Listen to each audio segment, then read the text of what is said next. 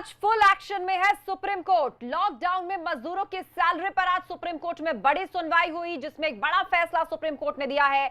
जुलाई तक कर्मचारियों को नहीं निकाल सकती कंपनी। अभी निजी कंपनियों पर एक्शन न ले सरकार, ये बात कही है सुप्रीम कोर्ट ने। और इतना ही नहीं, एक और अहम मामले पर सुनवाई सुप्रीम कोर्ट में हुई, जिसमें फ्लाइट के पूरे पैसे वापस करने की मांग पर बहस हुई। ईएमआई पर ब्याज वसूलने पर संयुक्त बैठक के निर्देश दिए गए और संस्थागत क्वारंटीन को लेकर नोएडा डीएम को फटकार भी लगाई सुप्रीम कोर्ट ने। दिल्ली एनसीआर में कॉमन पास को लेकर भी सुनवाई की। सुप्रीम कोर्ट ने डॉक्टर्स को लेकर भी फैसला दिया। जहां काम कर रहे हैं डॉक्टर, वहीं आसपास उनके रहने की व्यवस्था हो, यह साफ तौर पर कहा गया। तो आज पूरे एक्शन में सुप्रीम कोर्ट है, एक के बाद एक अहम मामले और उन पर सुप्रीम कोर्ट के अहम निर्देश। वो बड़े फैसले इस वक्त हम आपको बता रहे हैं, जो आज कोर्ट में मामले लगे हुए थे और उन पर क्या कुछ कहा है सुप्रीम कोर्ट ने। साथ ही काशी मथुरा विवाद पर सुप्रीम कोर्ट में याचिका दायर की गई। पूजा स्थल एक्ट 1991 को सुप्रीम कोर्ट में चुनौती दी गई और फिर से कानूनी कार्रवाई को शुरू करने की मांग भी की गई। तो कौन कौन से अहम मामले जो आज सुप्रीम कोर्ट तक पहुंचे और उस पर क्या रुख आज कोर्ट ने रखा, कुल मिलाकर पूरे एक्शन में आज सुप्रीम कोर्ट है। लॉकडाउन में मजदूरों की सैलरी से जुड़ी हुई सुनवाई। जुलाई तक कर्मचारियों को नहीं निकाल सकती कोई कंपनी। निजी कंपनियों पर एक्शन ना ले सरकार, सुप्रीम कोर्ट ने यह कहा। लॉकडाउन में मजदूरों से जुड़ा यह मामला और उसके बाद फ्लाइट के पूरे पैसे वापस करने की मांग पर बहस।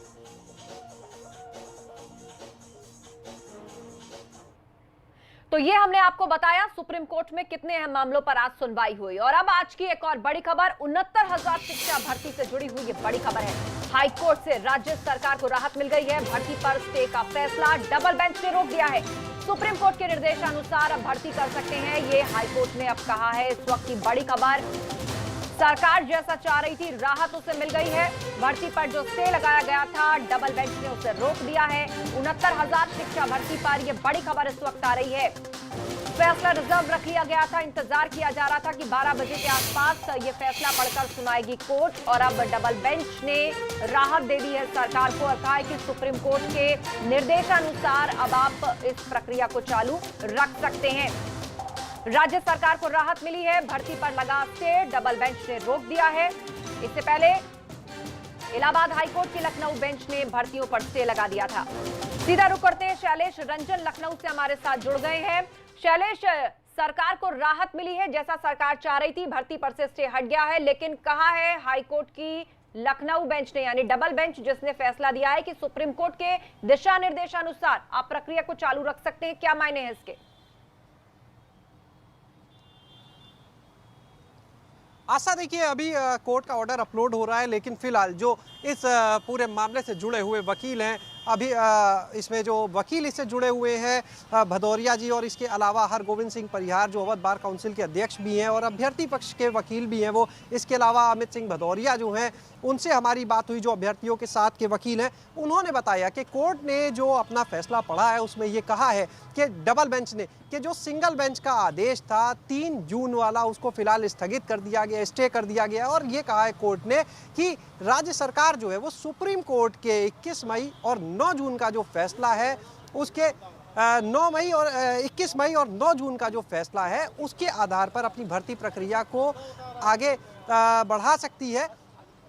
और इसके साथ में कोर्ट ने यह भी कहा है कि जो अगर हम बात करते हैं 9 जून के फैसले को लेकर जो सुप्रीम कोर्ट का आया था, तो उसमें सुप्रीम कोर्ट ने यह कहा था कि 69,000 शिक्षक भर्ती में शिक्षा मित्रों के लिए 37,339 पदों को रोक लिया जाए और उसके बाद बाकी पदों पर चाहें तो ये भर्ती कर सकते हैं।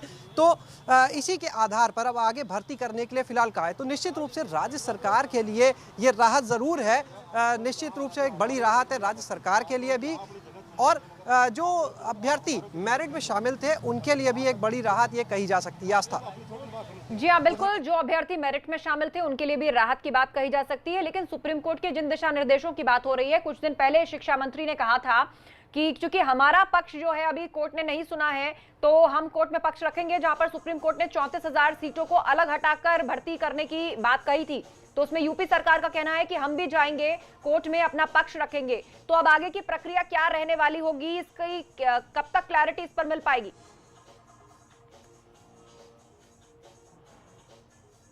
आशा देखिए फिलहाल जो अभी फैसला आया है उसमें यही कहा गया है कि कोर्ट जो राज्य सरकार है वो अपनी भर्ती प्रक्रिया को आगे चला सकती है और भर्ती प्रक्रिया जो है उसमें काउंसलिंग पर रोक लगी थी। लेकिन अब देखना ये होगा क्योंकि अभी अड़चनें बहुत सारी बाकी हैं, क्योंकि अब नए सिरे से उनको एक लिस्ट भी निकालनी पड़ेगी जब भी सरकार अपनी भर्ती प्रक्रिया करेगी, क्योंकि जो पहले की लिस्ट बनी थी वो बनी थी 67,867 अभ्यर्थियों की, जो चयनित अभ्यर्थी थे। लेकिन अब जो लिस्ट बनेगी उसमें से जितने पदों पर सुप्रीम कोर्ट ने रोक लगाई है 37,000 से अधिक के, उन पदों पर फिलहाल रोक को ध्यान में रखते हुए आगे भर्ती की जाएगी। तो देखना होगा कि कब नई लिस्ट आती है। बहरहाल जो सरकार के प्रतिनिधि हैं वो भी इंतजार कर रहे हैं कोर्ट के ऑर्डर का, कि ऑर्डर अपलोड हो जाए तो उसके आधार पर, कोर्ट का ऑर्डर आने के बाद उसके आधार पर वो अपनी प्रक्रिया को बढ़ाएंगे कि किस तरह के कोर्ट के इंस्ट्रक्शंस हैं इन चीज़ों को देखते हुए। जी हाँ, बिल्कुल, किस तरह के इंस्ट्रक्शंस हैं उसको देखते हुए अब भर्ती प्रक्रिया जो है वो आगे शुरू कर पाएगी सरकार, जैसा चाह भी रही थी। और जैसा आपने बताया शैलेश कि ये उन लोगों के लिए, उन अभ्यर्थियों के लिए भी राहत भरी खबर हो सकती है जो मेरिट पर चुनकर आए हैं, पर यहाँ मामला केवल हाईकोर्ट की सुनवाई से सुलझ जाए ऐसा क्या आपको लगता है, दिखाई देता है? क्योंकि इसमें नकल से जुड़ी बात सामने आ रही है, इसमें पेपर लीक से जुड़ी बात सामने आ रही है, तो ये बहुत सारी पेचीदगियां इस भर्ती में है। तो क्या भविष्य फिलहाल दिखाई दे रहा है आपको कि क्या जल्दी में ये मामला अंजाम तक पहुंचेगा? लगाइए राजू जल्दी फ्रेम। तो शैलेश से हम चर्चा जो है यहाँ पर फिलहाल अभ्यर्थियों के लिए, जो अभ्यर्थी जी आशा देखिए जो अभ्यर्थी मेरिट लिस्ट में शामिल थे उनको एक बड़ी राहत जरूर मिली है, लेकिन सबसे ज्यादा राहत उन अभ्यर्थियों को है जो उन पदों में यानी उस मेरिट में आएंगे जितने पदों पर भर्ती के लिए अभी अनुमति दी गई है। जहां तक बात की जाए जो पद सुप्रीम कोर्ट ने फिलहाल रोकने के लिए कहा है, जाहिर है कि उन पदों पर जिन अभ्यर्थियों का नाम होगा यानी उतने पदों के लिए जिनका सिलेक्शन होगा उनके लिए एक तो ये राहत नहीं होगी। दूसरी चीज ये देखना होगा कि राज्य सरकार जो है वो कोर्ट का आदेश आने के बाद अपनी भर्ती प्रक्रिया को किस तरह से आगे ले जाती है, क्योंकि अब इस भर्ती प्रक्रिया में सिर्फ ये एक ऑर्डर नहीं है, सुप्रीम कोर्ट का एक ऑर्डर है, उसको लेकर भी राज्य सरकार जो है सुप्रीम कोर्ट में अपनी अपील कर रही है। उनका ये कहना अभी हाल ही में जब बेसिक शिक्षा मंत्री और सरकार के प्रतिनिधि सामने आए, उन्होंने कहा था सुप्रीम कोर्ट ने जो अपना 9 जून का फैसला दिया था उसमें सरकार के जो विभाग का पक्ष है उसको नहीं सुना गया था। तो ये लोग उस फैसले को लेकर भी आगे जा रहे हैं कि ये चाहते हैं कि सुप्रीम कोर्ट जो है वो सरकार का पक्ष सुने, और जिन पदों पर 37,000 से ज्यादा पदों पर रोक लगी है, सरकार का प्रयास है कि वो रोक भी हट जाए। तो अब देखना होगा उसमें कितनी राहत मिलती है, एक ये। दूसरी चीज, अगर ये सारी चीजें हट भी जाती हैं तो भर्ती प्रक्रिया जो है उसको लेकर अब जांच चल रही है कि किस तरह से इस पूरी भर्ती प्रक्रिया में गड़बड़ियां हुई हैं, वो भी सामने आई है, किसी से छुपी नहीं है, चाहे वो नकल माफिया हो, नकल सिंडिकेट हो, पेपर लीक का मामला हो, तो ये चीजें भी हैं। तो अब अड़चनें देखिए, कोर्ट की तरफ से एक अड़चन दूर हुई है, राज्य सरकार को राहत मिली है, लेकिन अभी तमाम अड़चनें बाकी हैं।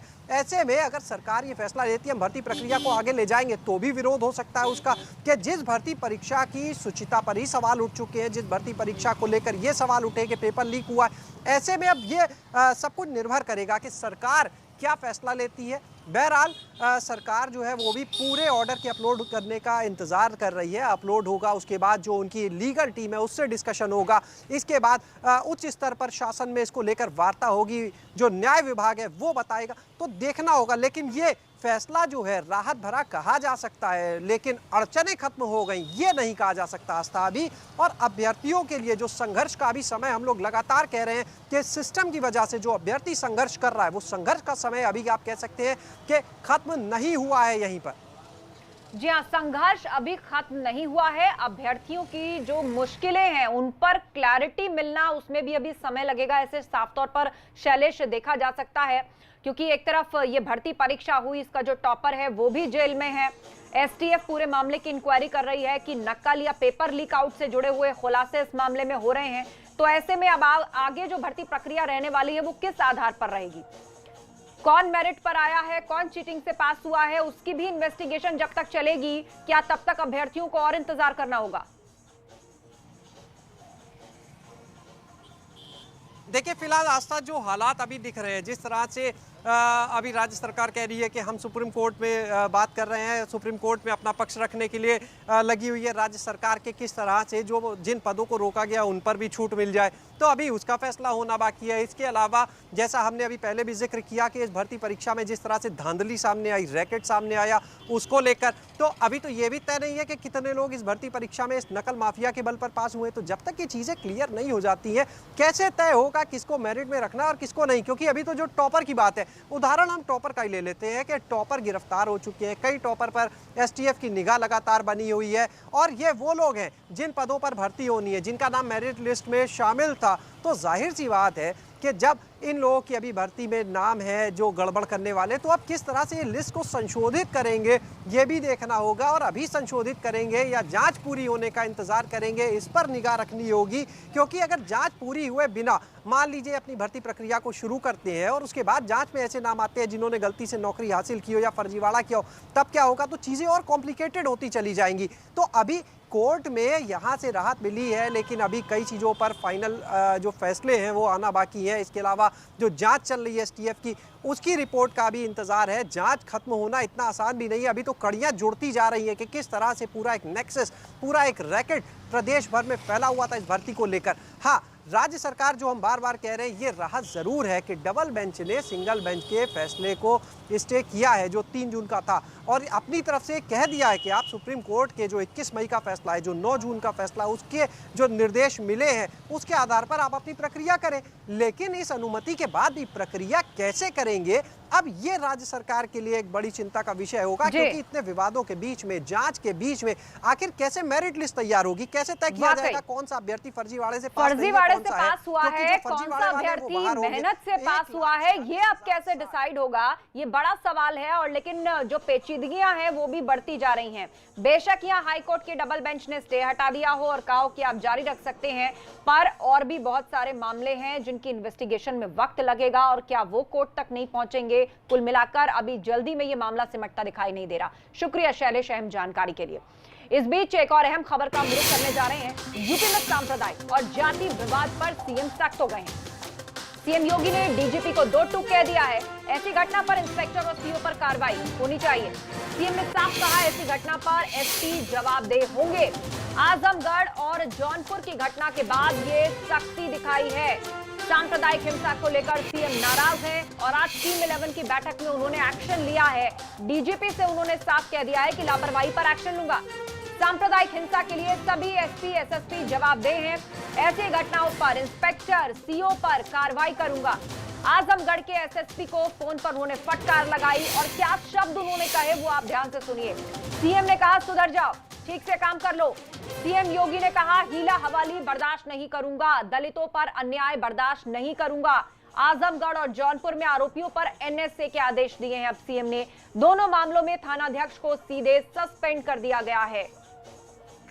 तो आज टीम 11 की बैठक में पूरी तरह एक्शन मोड में योगी दिखाई दिए और उन्होंने डीजीपी से साफ कहा कि जिस भी अधिकारी के ज्यूरिडिक्शन में जातीय या सांप्रदायिक घटना होगी उनको जवाब देना होगा। इंस्पेक्टर सीओ पर कार्रवाई होगी।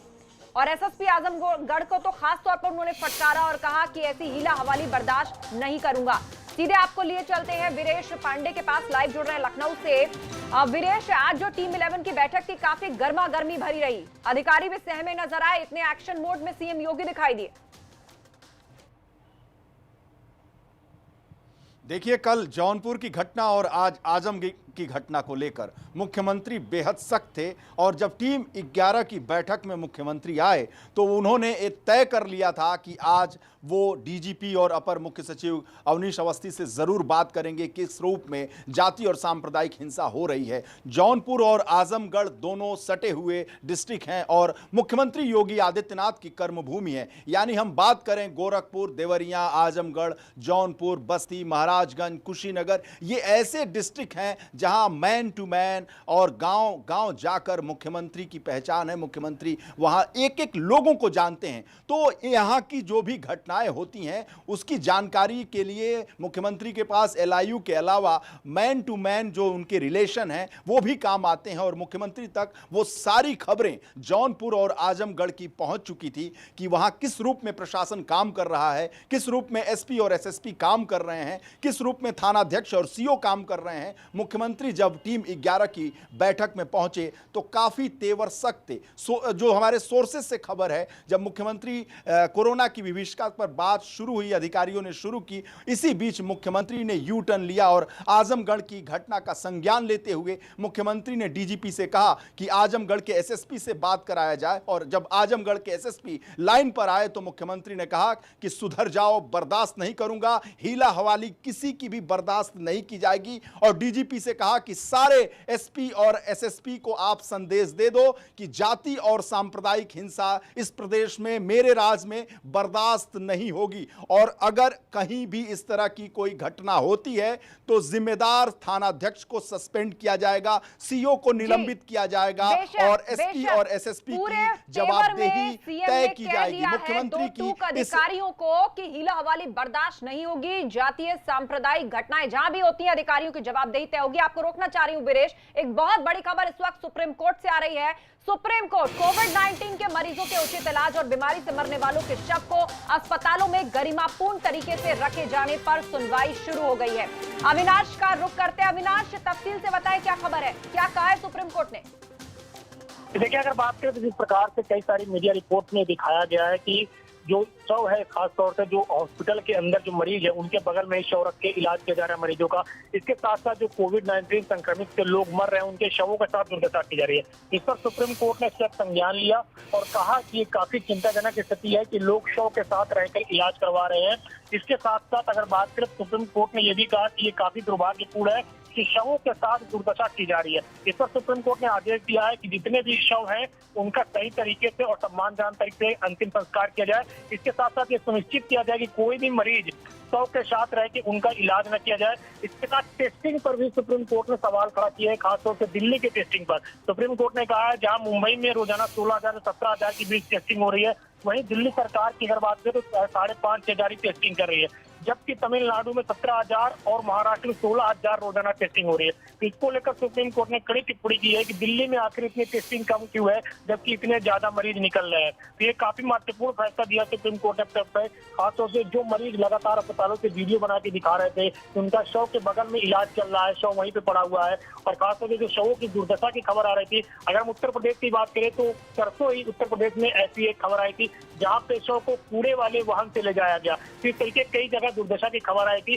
तो उसको सुप्रीम कोर्ट ने कहा है कि सभी सरकारें अब ये सुनिश्चित करें कि शवों का सम्मानजनक तरीके से अंतिम संस्कार हो और जो मरीज है उनके साथ शव को न रखा जाए।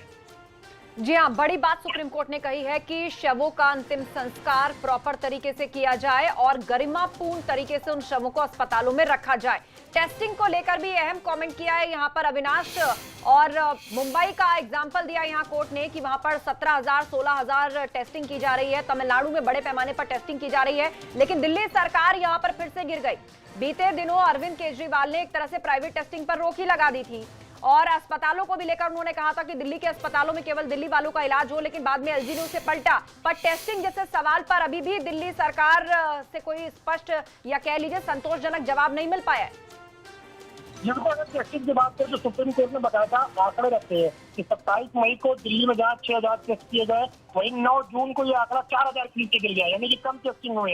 इसके साथ साथ कल का आंकड़ा भी सुप्रीम कोर्ट ने रखा कि 11 जून को किस तरीके से कल अगर बात करें दिल्ली के अंदर महज 5,077 टेस्ट हुए, जबकि वहीं महाराष्ट्र में 16,000 और तमिलनाडु में 17,000 के करीब टेस्ट हुए। तो इसको लेकर सुप्रीम कोर्ट ने कहा है कि जो टेस्टिंग गिराई जा रही है काफी चिंताजनक है और टेस्टिंग को बढ़ाया जाए। इसको लेकर सख्त लगने में उससे सुप्रीम कोर्ट ने कहा कि टेस्टिंग को बढ़ाया जाए। जिस प्रकार से मरीज निकल कर आ रहे हैं, केवल सिर्फ और सिर्फ इसका एक ही उपाय है कि टेस्टिंग करके मरीजों की पहचान की जाए और उनका समुचित इलाज किया जाए। इसको लेकर कड़ी फटकार लगाई है।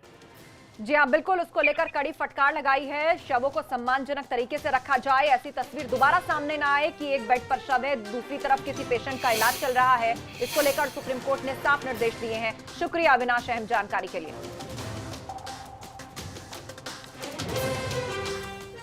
और अब बात दिन की एक अहम खबर, जहां यूपी के सीएम योगी आदित्यनाथ अब सख्त हो गए हैं। यूपी में सांप्रदायिक और जातिगत विवाद पर सीएम ने सख्ती दिखाई है। सीएम योगी ने डीजीपी को दो टूक कह दिया है कि लापरवाही पर एक्शन लूंगा। ऐसी घटना पर इंस्पेक्टर और सीओ पर कार्रवाई होगी। सीएम ने साफ कहा, एसपी जवाबदेह हैं। आजमगढ़ और जौनपुर की घटना के बाद सीएम ने यह सख्ती दिखाई है। वीरेश पांडे के पास सीधे आपको लिए चलते हैं। वीरेश, जैसी चर्चा हम कर रहे थे कि आज जो था टीम 11 की बैठक में जो अधिकारी थे वो भी सीएम के इस सख्ती को देखकर कहीं ना कहीं एक बार को सख्ते में आ गए। खास तौर पर जब एसएसपी आजमगढ़ से सीएम बात कर रहे थे, क्या कहा, किस तरफ फटकारा एसएसपी आजमगढ़ को उन्होंने? देखिए, जौनपुर की घटना और कल जौनपुर की घटना और फिर आजमगढ़ की घटना, दोनों जो सटे हुए जिले हैं और दोनों में एक ही चीज सामान्य तरीके से देखने को मिली कि दलितों के साथ उत्पीड़न किया गया। एक संप्रदाय विशेष के लोगों ने उत्पीड़न किया और जब मामला मुख्यमंत्री के संज्ञान में आया तो जौनपुर की घटना पर भी मुख्यमंत्री ने संज्ञान लेते हुए सभी आरोपियों पर रासुका लगाने की बात कही थी, उन पर रासुका लगाया गया। और आजमगढ़ की घटना में भी जो 12 लोग गिरफ्तार हुए हैं उन पर रासुका लगा दिया गया है। जो 7 लोग फरार हैं उनमें उन पर 25-25 हजार रुपए के इनाम घोषित कर दिए गए हैं। लेकिन मुख्यमंत्री को संज्ञान लेना पड़ता है छोटी छोटी घटनाओं को लेकर। टीम 11 का जो गठन है, कोरोना की विभीषिका को लेकर गठित की गई है ये टीम 11, और यहां कोरोना को लेकर पूरे प्रदेश में क्या स्थिति है इस पर बातचीत होती है। लेकिन मुख्यमंत्री इस दरमियान चूंकि बड़े अधिकारी वहां मौजूद रहते हैं, खुद अपर मुख्य सचिव गृह मौजूद रहते हैं, मुख्य सचिव मौजूद रहते हैं, डीजीपी मौजूद रहते हैं, इसलिए अन्य ऐसी भी घटनाएं जब जब कोरोना की बैठक में आई हैं, मुख्यमंत्री ने उसी बैठक से संज्ञान लेते हुए तमाम अधिकारियों को फटकार लगाया है। कई ऐसे दृष्टांत देखने को इस कोरोना काल में मिल जाएंगे हमें, इस लगभग 2.5-3 महीने के काल में। लेकिन जो आजमगढ़ और जौनपुर की घटना कल और आज में जो संबंध है, जो मैंने बताया कि मुख्यमंत्री का इन जिलों में अपना एक नेटवर्क है, अपना एक संबंध है, अपनी एक पहचान है और वहां से उनको इनपुट्स मिलते हैं। पूर्वांचल के तमाम ऐसे जिले हैं जहां मुख्यमंत्री की कर्मभूमि रही है और वहां लोगों से उनके व्यक्तिगत संबंध हैं, तो वो एलआईयू और अन्य पुलिस अधिकारियों की बातों पर बहुत ज्यादा भरोसा नहीं करते, बल्कि उनकी जो अपनी नेटवर्किंग है उस पर वो भरोसा करते हैं और उनको ये जानकारी मिल जाती है। और इसी वजह से जौनपुर और आजमगढ़ की घटनाओं की जानकारी मुख्यमंत्री को पहले मिल गई थी और आज जब टीम 11 की बैठक में मुख्यमंत्री घुसे तो काफी सख्त तेवर के साथ घुसे। अधिकारियों को यह लगा कि कुछ तो मामला गड़बड़ है, लेकिन जब कोरोना की विभीषिका पर बैठक शुरू हुई, मुख्यमंत्री ने यू टर्न लिया और आजमगढ़ की घटना का संज्ञान लेते हुए डीजीपी से सख्त लहजे में कहा कि आप बात कराइए आजमगढ़ के एसएसपी से। और आजमगढ़ के एसएसपी से जब उन्होंने बात की तो फट गए तो उन्होंने ये कहा कि हीला हवाली बर्दाश्त नहीं की जाएगी। वो ये संदेश देना चाहते थे इस टीम 11 की बैठक से प्रदेश के सभी जो एसपी एसएसपी प्रशासनिक अधिकारी हैं कि इस तरह के जाति और सांप्रदायिक घटनाएं अगर प्रदेश में होती हैं वो बर्दाश्त नहीं की जाएंगी। मुख्यमंत्री का तेवर देखकर जो सोर्सेज से हमारे पास खबर है कि टीम 11 के अन्य जो अधिकारी हैं वो सख्ते में आ गए। उसमें 20 आईएएस अधिकारी और 5 जो हैं वो आईपीएस सीनियर आईपीएस अधिकारी वहां मौजूद थे। मुख्यमंत्री का तेवर इतना सख्त था, इतना वो नाराज थे कि अधिकारियों को लगा कि आखिर हो क्या गया। लेकिन मुख्यमंत्री ने उसे कनेक्ट किया कि जौनपुर की घटना होती है, फिर बगल के डिस्ट्रिक्ट आजमगढ़ में घटना होती है, दलितों पर अत्याचार होता है, दलितों की जो लड़कियां हैं वो पानी भरने जाती हैं, उस पर फब्तियां कसी जाती हैं, कल दलितों के घरों को जला दिया जाता है और एक संप्रदाय विशेष की तरफ से यह दुस्साहस किया जा रहा है। मुख्यमंत्री ने बार बार अधिकारियों को कहा है कि जाति और सांप्रदायिक हिंसा इस प्रदेश में बर्दाश्त उनके राजकाज में नहीं होगी। और इस बात को लेकर चूंकि घटना जौनपुर की कल हुई, बगल के जिले में आज हो गई, मुख्यमंत्री इस बात को लेकर बिफर गए और जब बिफर गए तो उसका खामियाजा डीजीपी को और एसएसपी को और प्रशासनिक अधिकारियों को भुगतना पड़ा। और जो महाराजगंज का इंस्पेक्टर है, थानाध्यक्ष है, उसे सस्पेंड कर दिया गया। जौनपुर में भी जो थानाध्यक्ष था उसे हटा दिया गया, उसे सस्पेंड कर दिया गया। कार्यवाही तो हुई, लेकिन जो भी इस तरह की घटनाएं हो रही हैं उसको लेकर मुख्यमंत्री को यह बर्दाश्त नहीं था कि इस तरह की घटनाएं लगातार हो, उसकी पुनरावृत्ति हो, यह बर्दाश्त नहीं नहीं है। अगर जौनपुर में उन्होंने एक्शन ले लिया तो आजमगढ़ में यह घटना कैसे हो गई, ये उनके लिए बर्दाश्त की बात नहीं थी कि आखिर इस प्रदेश में हो क्या रहा है। उनकी सतर्कता, उनकी सजगता के बावजूद भी प्रदेश में प्रशासनिक अधिकारी कर क्या रहे हैं, एसपी एसएसपी कर क्या रहे हैं, एडीजी डीजी कर क्या रहे हैं, डीजीपी अपर मुख्य सचिव लोग कर क्या रहे हैं। आखिर मुख्यमंत्री को एक एक बात का संज्ञान लेना होगा। अगर वो आप देखिए कि हॉस्पिटल्स का भी निरीक्षण करते हैं, औचक जब निरीक्षण करते हैं, वहां की घटनाओं को देखते हैं, वहां की जब दुर्व्यवस्थाओं को देखते हैं तो वो एक्शन लेते हैं। बिल्कुल क्या कर रहे एक्शन हैं लेते दूसरे हैं। और स्वास्थ्य हमने मंत्री, पूर्व में स्वास्थ्य भी मंत्री देखा है जब वीरेश कहा कि जाता जिस है अधिकारी पर मुख्यमंत्री नाराज हुए हैं तब उस पर जाते एक्शन हैं। हुआ है। वीरेश, ये हमने पास्ट में भी देखा है, पूर्व में भी देखा गया, जिस अधिकारी पर नाराज हुए, जो अधिकारी उनके रडार पर आया, उस पर निश्चित कार्रवाई हुई है। चाहे वो नोएडा के पूर्व डीएम बीएन सिंह हो, उनका भी पत्ता कट गया, उनको भी जाना पड़ा। तो अब ये माना जाए कि जो आजमगढ़ के एसएसपी हैं, जिन्होंने आज ये डांट सुनी है, अच्छी खासी फटकार सुनी है, उनका भी नंबर आ गया है। देखिए, नंबर तो वो लिख लिया जाता है उनकी डायरी में, और जब समय पर जब ट्रांसफर पॉलिसी आती है, जब ट्रांसफर होता है तो वो उनका पत्ता कब कट जाए ये मुख्यमंत्री को ही पता है, बाकी किसी अधिकारियों को पता नहीं है। अगर वो अपनी डायरी में यानी मन की डायरी में किसी अधिकारी के खिलाफ नोट कर लिए तो उसे ढंग की पोस्टिंग तो मिलना नहीं है, चाहे कोई भी नाक रगड़ ले, चाहे कोई भी पैरवी कर ले। मुख्यमंत्री योगी आदित्यनाथ की कार्यशैली को जो जानता है वो ये जानता है कि अगर उन्होंने किसी अधिकारी या प्रशासनिक अधिकारी के खिलाफ अपने मन में रख लिया कि इसकी कार्यशैली बेहतर नहीं है, ये भ्रष्ट है, ये उत्तम नहीं है, ये सर्वोत्तम काम नहीं कर सकता है, तो उनके एक मन की और उनकी एक डायरी है जिसमें उसका नाम लिखित होता है, लिख लेते हैं। और जब वो लिख लेते हैं तो उनके प्रमुख सचिव कहें या डीजीपी कहें या अपर मुख्य सचिव गृह कहें, किसी की बात सुनी नहीं जाती है। जो मुख्यमंत्री का तेवर जानता है, मुख्यमंत्री जब जिसके खिलाफ अपनी धारणा बना लेते हैं उसको फिर कोई मैनेज नहीं कर सकता है। और इनके खिलाफ क्या मन में उनके है, और जब ट्रांसफर होगा तो पता चलेगा कि उन पर क्या कार्रवाई की जा रही है।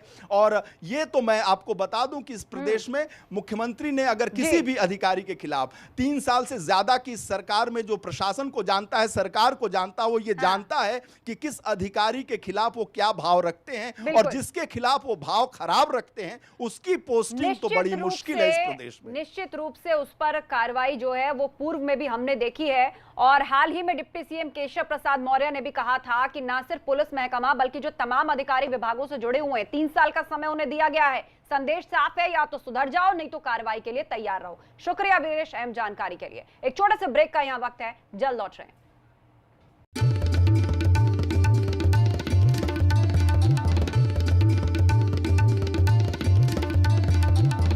आप देख रहे हैं एबीपी गंगा, खबर आपकी, जुबान आपकी।